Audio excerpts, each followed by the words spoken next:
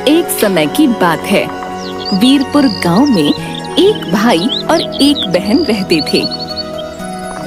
भाई का नाम राजेश और बहन का नाम पिंकी था। राजेश बहुत ही आलसी था, वह कोई काम नहीं करता था। एक दिन पिंकी बोली, राजेश, तुम कुछ काम क्यों नहीं करते? जब देखो खेलते रहती हो। मैं और माँ कब तक तुम्हें ऐसे ही बोलते रहेंगे? तुम भी तो कुछ समझा करो। मेरी मर्जी, मैं जो मर्जी करूँ। मैं तुमसे छोटा हूँ, जो मेरा दिल करेगा मैं वही करूँगा। जब मेरा समय आएगा तब काम कर लूँगा। तभी राजेश की माँ आई। राजेश, ऐसे बात कर रहे हो तुम अपनी बहन से? चलो माफी मांगो, वो तो तुम्हें सही ही कह रही थी। राजेश को गुस्सा आ गया और वह घर से बाहर चला गया। पिंकी भी राजेश को देखकर उसके पीछे पीछे चली गई। तभी पिंकी बोली, राजेश, राजेश, इतने गुस्से से कहाँ जा रहे हो? मैं वन में जा रहा हूँ लकड़ी काटने। जब देखो तुम सब मुझे ताने मारते रहते हो। और इसी तरह पिंकी राजेश का पीछा करते करते वन में पहुँच गई। लकड़ी काटते समय राजेश का पैर फिसला और वह नदी में जा गिरा। पिंकी, पिंकी, मुझे बचाओ, मुझे बचाओ, मैं बह रहा हूँ। राजेश, राजेश, राजेश, राजेश! पिंकी, राजेश पिंकी, उसी मुझे नदी में बचाओ, बहता हुआ मुझे चला बचाओ, गया। मैं बह रहा हूँ। दूसरे किनारे पर। अरे, ये मैं कहाँ आ गया? यह किसका महल है? राजेश जैसे ही किनारे से बाहर निकला, उसके सामने एक जलपरी आ गई। ठहर जाओ बेटा, तुम कहाँ जाना चाहते हो? तुम उस महल में जाना चाहते हो? हाँ, लेकिन आप कौन हो? मैं जलपरी हूँ और किनारे पर एक जादुई महल है। उस महल में तुम्हें जो चाहिए वह मिल जाएगा।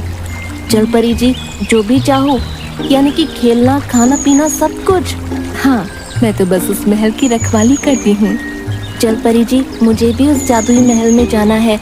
मैं कुछ समय अपने घर वालों से दूर रहकर यहाँ रहूँगा। मेरे घर वाले तब मुझे समझेंगे।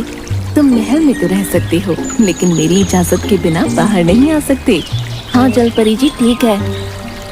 तभी राजेश महल में चला गया और तभी महल का दरवाजा बंद हो गया। कितना सुंदर और बड़ा महल है। अब तो मैं बड़े मजे से रहूँगा, खाऊंगा और पीऊंगा। तभी राजेश महल से बोला, जादुई महल, चलो मुझे सोना है। एक सुंदर सा पलंग दे दीजिए। तभी एक सुंदर सा पलंग हाजिर हो गया। राजेश खुश होकर वहाँ सो गया। वहीं पिंकी अपने भाई को ढूंढने के लिए सबको लेकर आई, लेकिन वहाँ पर कोई नदी नहीं थी। सब उसे ढूंढने लग गए और थोड़ी देर ढूंढने के बाद सब वहाँ से चले गए। राजेश जादुई महल में बहुत खुश था। जब वह खाने को मांगता तो खाना आ जाता। अब वह पूरे दिन खेलता कूदता रहता। राजेश कुछ दिन तक तो खुश था, लेकिन फिर उदास रहने लगा। उसे घर की और माँ की याद सताने लगी और एक दिन उसने खुद से कहा, मुझे सबकी याद आ रही है। मैं इतने दिनों से यहाँ हूँ, सब बहुत परेशान हो रहे होंगे। मुझे जाना चाहिए। तभी राजेश महल से बाहर निकलने लगा तो उसे सूर का झटका लगा और बहुत दूर जाकर गिरा। राजेश रोते रोते बोला, मुझे जाना है, मैं यहाँ नहीं रह सकता। मुझे जाने दो, मुझे जाने दो। महल बोला, अब तुम यहीं रहोगे। जब जलपरी का आदेश आएगा तभी तुम जा सकोगे। राजेश जोर जोर से जलपरी को आवाज देने लगा। तभी जलपरी आ गई और कहने लगी, क्या हुआ राजेश? जलपरी जी, मुझे यहाँ नहीं रहना है, मुझे घर जाना है। लेकिन तुम ही तो चाहते थे कि तुम ऐशो आराम से रहो। नहीं नहीं, मुझे बस अपने परिवार के पास जाना है। मैं अब सब काम करूँगा, अपने घर वालों को शिकायत का मौका नहीं दूंगा। तभी जलपरी ने उसकी बात मानी और जादुई महल से उसे आजाद कर दिया। राजेश दौड़ते हुए अपने घर पहुंचा। वहाँ सब आराम से अपना काम कर रहे थे। अरे राजेश, क्या हुआ? तुम तो अभी अभी वन गए थे ना? लकड़ी काटने मैं भी तुम्हारे साथ ही थी, लेकिन तुम दिखे ही नहीं तो मैं वापस आ गई। राजेश सोचने लगा। मैं तो काफी दिन से घर से बाहर था, जादुई महल में था, लेकिन पिंकी ऐसा क्यों बोल रही है कि मैं अभी गया था? राजेश को पता चला कि वह जब तक जादुई महल में था, समय वहीं रुका हुआ था।